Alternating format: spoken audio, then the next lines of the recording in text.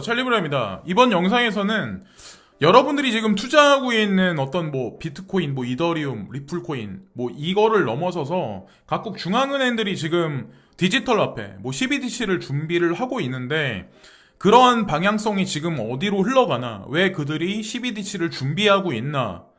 저 같은 아마추어가 이 자료를 준비한 게 아니라 이거는 한국금융연구원의 한 연구원분이 이 자료를 만드셨어요. 그래서 한국금융연구원 공식적인 발표는 아니고 그분이 이제 그렇게 말씀하시더라고요. 끝에 본인 얘기가, 본인의 어떤 그런 자료 서머리 내용이 많이 들어간 거지 공식적인 한국금융연구원 발표는 아니다. 그걸 아시면서 여러분들이 보셔야 되고, 이 자료는 정옥님이라고 이제 구독자님 중에 한 분이 있는데 그분이 이제 이 자료를 제공해 주셨어요. 자, 그래서 일단은 한국금융연구원이 어떤 데냐, 우리가 일단 알고 넘어가야 되는데, 대한민국 국내외 금융제도, 금융정책 및 금융회사 경영 및 금융 전반에 걸친 과제를 체계적으로 연구 분석함으로써 금융산업 발전과 금융정책 수립에 기여하기 위하여 설립된 사단법인이다. 그래서 전국은행연합회 금융경제연구소를 모태로 1991년 분리독립하였다라고 여기 나오죠. 그러니까 어떤 데인지는 아마 대충 아실 거예요. 전국에 있는 금융에 관련된 여러 가지 어떤 상위 클래스에 있는 어떤 그런 사람들이 모여서 만들어낸, 우리나라 이제 은행을 중심으로 해서 만들어낸 사단법인이라는 거를 이제 한번 말씀 또 드리고, 자, 이제 본론으로 들어가서 본고에서는 중앙은행 디지털 화폐가 무엇인지, 그리고 어떤 형태가 가능한지를 살펴보고 현재 주요국에서 진행 중인 연구 및 프로젝트 내용을 소개한다.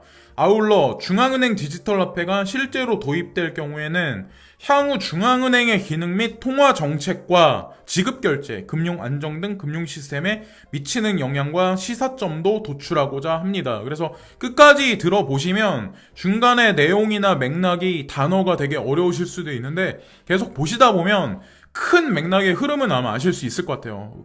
그리고 아셔야지 앞으로의 세상이 어떻게 변하는지에 관해서도 아실 거라고 생각을 합니다. 그래서 지루하시겠지만 한번 끝까지 한번 보세요. 자, 비트코인은 2009년 1월 출연한 이후, 자, 2009년 1월에 출연했다.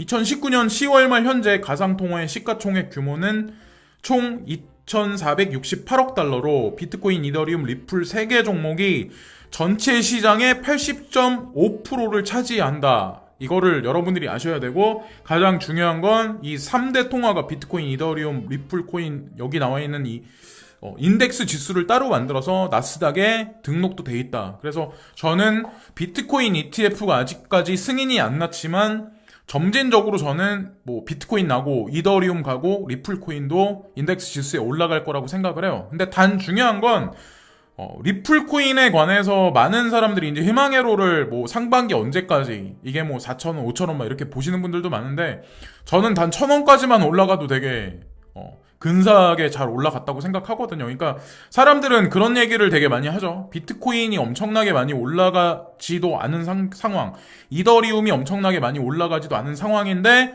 리플코인만 어떻게 4,000원을 가겠냐는 거죠. 저는 이제 그런 생각을 하거든요. 다 균형 있게 밸런스 맞춰서 올라갈 거라고 이제 저는 생각을 해요. 리플코인이 안 올라 한다고 하더라도 언제까지 안 오르겠어요. 근데 너무 말도 안 되는 희망회로를 지금부터 계속 돌리는 거는 제가 봤을 땐 그거는 좀 그렇다고 생각하거든요. 저도 리플코인 위주로만 막 방송을 하면 지금보다 조회수가 되게 많이 나오겠죠. 근데 리플코인은 여러분들이 아셔야 되는 게 개수가 생각보다 되게 많아요. 다른 거보다, 오히려 이더리움이나 비트코인 같은 거보다 가격이 싸니까 개수가 많은데, 사람들은 개수 많은 건 생각 안 하고 예전에 있었던, 갑자기 막 급작스럽게 일주일 만인가? 2주일 만인가? 그때 동안에 갑자기 몇십 원 했던 게 갑자기 막 올라서 이제 그것만 바라보고 거기다가 많은 히스토리에 있었던 예전에 있었던 그 얘기를 지금 대입을 하는데, 저는 점진적으로 계단식 상승 쪽으로 갈 거라고 생각을 하거든요. 자산 시장으로 이게 만약에 등재가 된다고 한다면. 자, 그리고 화폐로서의 가상통화 평가를 정책 당국자들, 지금 높은 데 계시는 연세 드신 분들은 어떻게 생각하냐? 자, 이 한 문장에 모든 게 나와 있어요. 가상통화는 화폐라기보다는 교환의 매개수단 기능을 일부 수행하고 있는 투기자산이라는 것이 국내외 학계 및 정책당국의 전반적인 평가다 라고 여기 나와요. 투기자산이라고 생각들을 많이 하신대요. 예. 그러니까 문서상에 이렇게 나와 있지, 저는 뒤에서는 다 알게 모르게 다 본인들이 이미 투자를 다 진행할 거라고 생각을 하거든요. 중앙은행 디지털 화폐의 정의 및 형태. 중앙은행 디지털 화폐 CBDC는 지폐나 주화와 같은 실물 명목 화폐를 대체하거나 보완 사용하기 위해 중앙은행이 발행하는 전자적 명목 화폐로 정의한다. 이와 같은 전자적 형태의 중앙은행 화폐는 완전히 새로운 개념은 아니며 중앙은행 내에 예치된 은행의 지급 준비금 혹은 결제 계좌의 잔액은 이미 계정형의 전자적 화폐 형태로 운영되어 왔습니다. 자, 기존에 이미 그런 시스템은 있었다. 거기에 블록체인만 기입이 될 뿐이다. 그러나 최근 스웨덴과 같이 현금 사용이 빠르게 축소되는 국가의 경우 볼 수 있듯이 향후 실물 명목 화폐가 사라지게 되면 민간 경제 주체들은 더 이상 중앙은행이 발행한 화폐를 사용하거나 보유할 수 없는 상황이 발생할 수 있다. 자, 이 한 문장으로 우리가 여러 가지 것들을 추측할 수 있다는 거죠. 지금 있는 연방준비은행은 앞으로 어떤 형태가 될까요? 왜 스타벅스가 나와서 본인들이 은행이 되기 위해서 지금 준비를 할까요?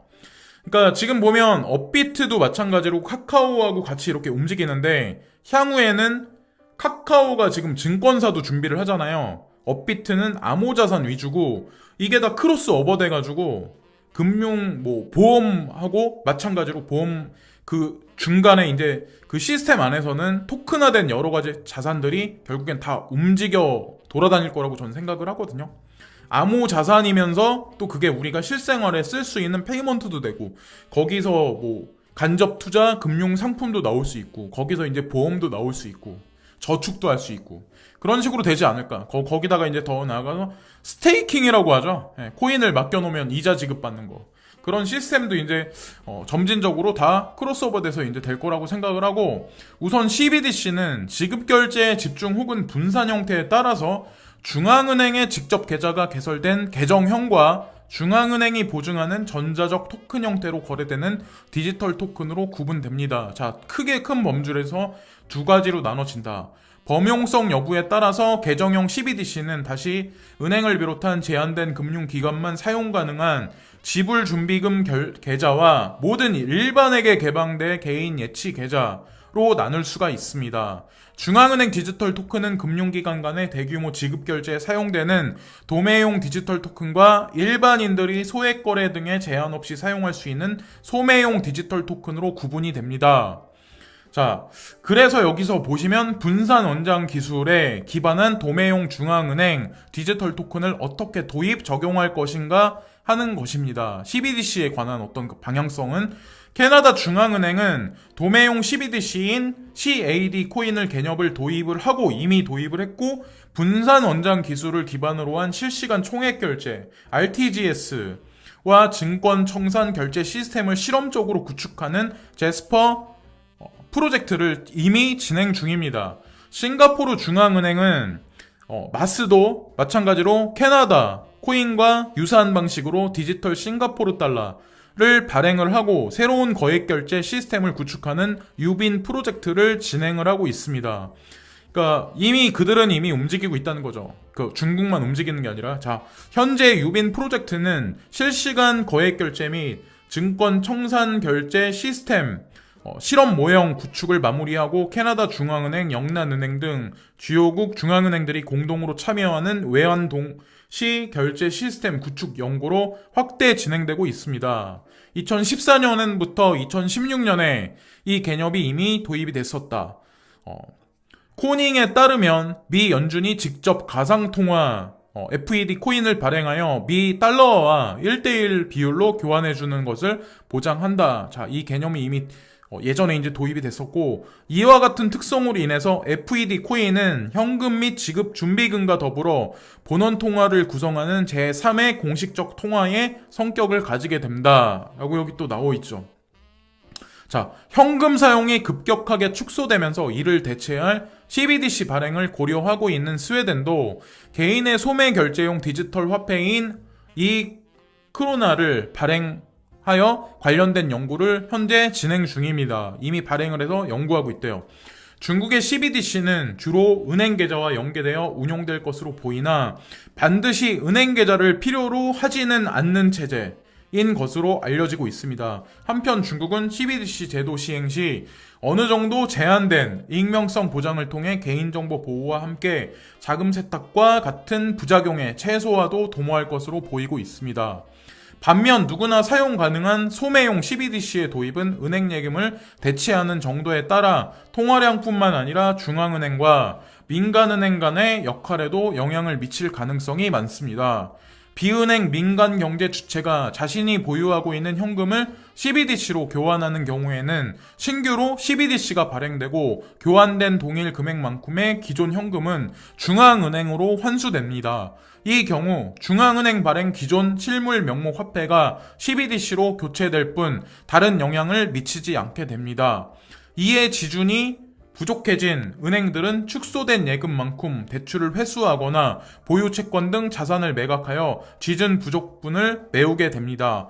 이와 같이 CBDC가 은행 예금을 대체할수록 은행의 대출 등 자산 규모가 축소되고 전통적 자금 중개 기능이 위축될 가능성이 높아지게 됩니다. 자, 여기 나와 있는 내용을 여러분들이 보시면 아마 아실 거예요. CBDC를 중앙은행에서, 그러니까 한 국가의 최고 제1금융권에서 만약에 CBDC를 발행을 한다. 그러면 마찬가지로 밑에 있는 제2금융권, 제3금융권은 무너질 가능성이 되게 많다. 그런 얘기를 지금 하고 있는 거죠. 그래서 CBDC가 유통되면서 지금 현재 현금이 시중에 풀려있는 것들은 오히려 CBDC하고 교환돼서 중앙은행으로 다시 돌아오고 그것은 다시 점진적으로 이제 소각되지 않을까. 이와 같이 CBDC가 은행 예금을 대체하는 폭이 커질수록 중앙은행은 종전과 동일한 정책 효과를 거두기 위해 본원 통화 공급 규모를 늘려야 하는 등 확대된 역할을 수행하게 될 가능성이 높습니다. 라고 여기 또 나오죠. 자, 중앙은행이 종전과 동일한 정책 효과를 거두기 위해서 확대된 역할을 수행하게 된다. 이 얘기가 뜻하는 게 뭘까요? 완전 100% 중앙 집중화 되겠다는 얘기예요. 지금같이 은행이 여러 개가 생겨나는 게 아니라. 그러면 관리하고 감독하기 훨씬 쉬워지죠. 통제된 사회를 만들어내기 위한 하나의 수단이라고 저는 이제 생각을 하거든요. 이게 음모론을 여기다 대입하는 게 아니라. 그러지 않을까요? 자, 통화정책에 미치는 영향. 도매용 디지털 토큰은 은행을 대상으로 명목 화폐인 지급준비금과의 교환을 통해 발행되기 때문에 통화량 및 통화정책에 새로운 영향을 미치지는 않습니다. 자, 그래서 어쨌건 이게 사람들이 이제 중앙은행 당국자들이 그런 얘기는 하죠. 우리가 코인텔레그래프, 코인데스크 그런 얘기 많죠. CBDC가 나오면, 디지털화가 나오면 위험하다. 정책 당국자들한테 위험한데, 근데 사실은 안 그렇다는 거지. 오히려 그들한테는 훨씬 더 지금보다 대중들을 이제 통화 시스템, 조세 제도를 매기기 위해서도 훨씬 지금보다 쉽다는 거죠. 현금이 지금보다 사라지고 중간에 1금융권, 2금융권이 지금보다 많이 축소되면 그 프로세싱 단계가 다 사라지는데 얼마나 심플해질까요? 모든 것들이. 우선 중앙은행이 비은행 민간 경제 주체를 대상으로 직접 화폐 발행이 가능해지기 때문에 중앙은행 입장에서는 양적 완화 정책에 새로운 수단이 생기게 됩니다. 이게 사실은 이번 영상의 핵심이에요. 중앙은행이 직접 비은행 민간 경제 주체를 대상으로 국공채 매입하고 화폐를 발행하여 본원 통화 공급을 증가시킬 수 있는 새로운 정책 수단이 생기는 것을 의미합니다. 자, 이게 얘기하는 건 뭐냐? MMT 이론도 아니고 기존에 있는 양적 완화도 아니야. 왜? 그건 이미 한계치에 다다랐어. 그러기 때문에 CBDC라는 새로운 황금알을 낳는 거위를 준비를 해서 그 거위가 알을 낳게 하고 그 알을 유통시키려고 지금 하는 거예요. 그렇게 보시면 될 것 같아요. 아울러 중앙은행이 CBDC에 이자를 지급하게 되면 새로운 금리 체계가 형성되면서 통화정책의 유효성 증대에도 긍정적으로 작용할 전망이다 라고 여기 또 나오죠. 오히려 CBDC가 발행되는 게 더 좋다고. 기존의 경우 중앙은행의 기준금리 변경이 자금시장의 금리 변동을 통해 예금금리 수준에 간접적으로 영향을 미쳤지만 CBDC의 도입으로 은행 예금 금리는 기존의 간접적 경로 외에도 CBDC 금리 변동에 직접적으로 영향을 받게 되어 금리 정책의 유효성이 제고될 것으로 보입니다. 라고 여기 나오죠. 이것도 사실 핵심적인 문장이었어요. 자, 그래서 이제 끝으로 제가 그림에서 되게 알기 쉽게 표현해서 이제 말씀을 드리면 기존에 있었던 방법으로 하면 사실은 혈액 공급을 해도 아마 여러분들이 아마 아시겠지만 이 돈들이 주식시장은 올라가는데 시중 경기는 계속해서 꺾이고 있어.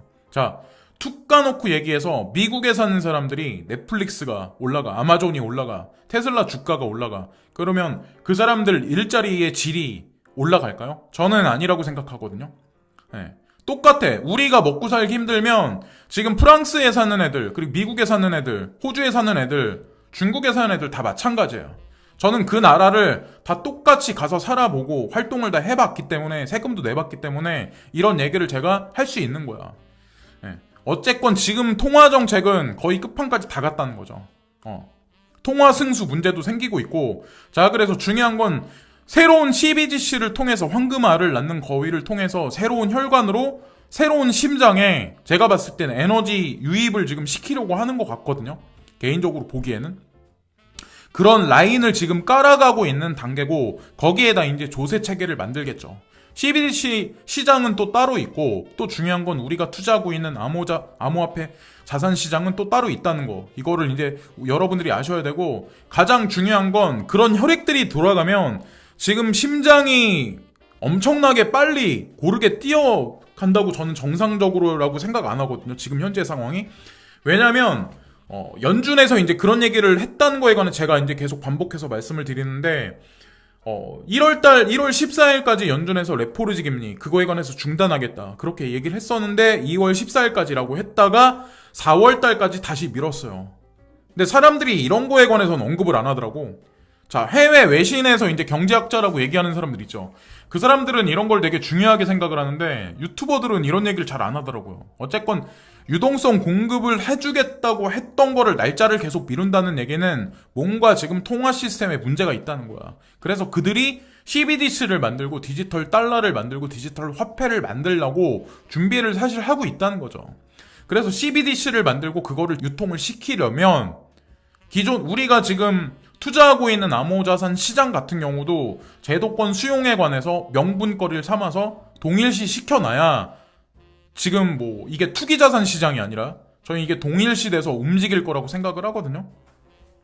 그래서 어쨌건 이 CBDC가 유통이 되고 우리가 지금 투자하고 있는 암호 자산 시장에 그게 이제 공식적으로 제도권 수용이 이제 되고 거기다 이제 조세 체계도 들어가고 그러면 국가에서는 세금도 거둘 수 있고 우리는 돈을 투자해서 이득을 남길 수 있고 이득을 남겨서 그거 갖다 뭐 집을 사시든 뭐 새로운 차를 사시든 뭐 어디 가서 뭐 프랑스에 가서 뭐 거위 간을 드시건 뭐 러시아에 가서 뭐 싱싱한 캐비어를 드시건 그거는 뭐 알아서들 하시는 거고 어쨌건 그런 날이 반드시 올 수 있다는 거죠. 그래서 너무 희망을들을 잃지 마시고 전 세계 모든 중앙은행들은 CBDC를 준비하고 알게 모르게 준비하고 우리나라도 마찬가지로 저는 우리가 매스미디어에서 보지 못하는 모든 것들은 그 이면에서는 다 움직이고 있을 거라고 생각을 해요. 그래서 이번 영상이 아마 재미없으실 수도 있는데 끝까지 시청해주신 모든 분들께 진심으로 감사를 드리고요. 구독과 좋아요 끝으로 부탁드립니다. 감사합니다.